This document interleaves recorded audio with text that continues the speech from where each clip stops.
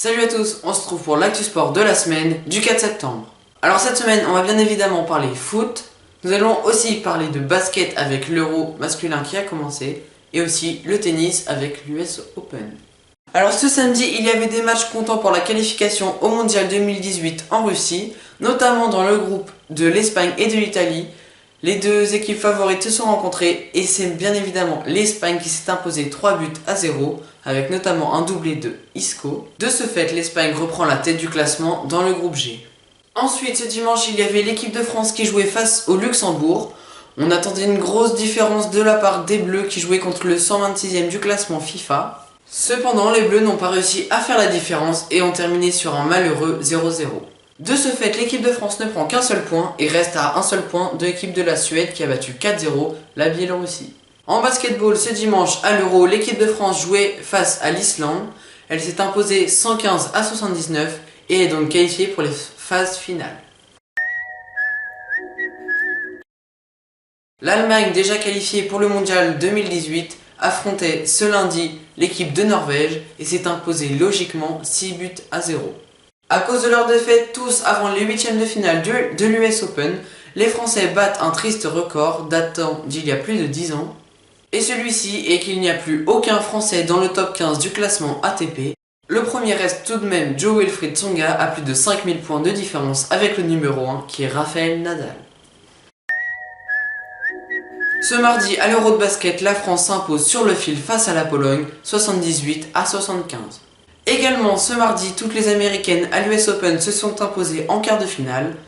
Cela veut donc dire que le carré final féminin de l'US Open sera entièrement américain.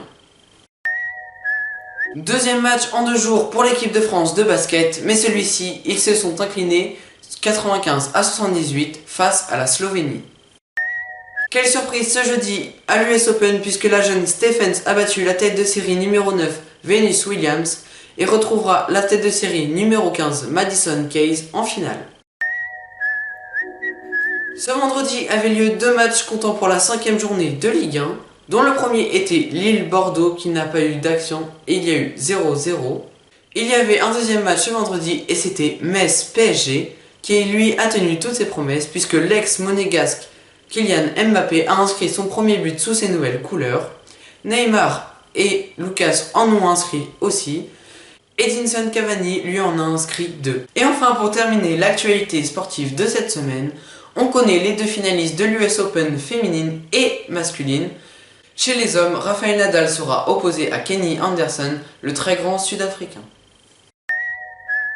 La semaine prochaine, vous pourrez suivre avec moi la suite du championnat de Ligue 1, celui d'Angleterre et pourquoi pas celui d'Italie. Vous pourrez suivre également la fin de l'Euro de basket avec l'équipe de France qui affrontera l'Allemagne en 8e de finale. Vous connaîtrez également le vainqueur du Tour d'Espagne qui se termine ce dimanche. Bien évidemment, le tournoi de l'US Open sera terminé et donc je vous dirai les gagnants. Ensuite, mardi et mercredi, il y aura le début de la Ligue des Champions édition 2017-2018. Je vous ferai suivre les résultats. Et enfin, je suivrai le début de la 6e journée de Ligue 1 avec vous. Merci à tous d'avoir regardé cette vidéo. Cliquez ici pour vous abonner. N'hésitez pas à liker, commenter, partager. Moi je vous dis à la semaine prochaine. Ciao!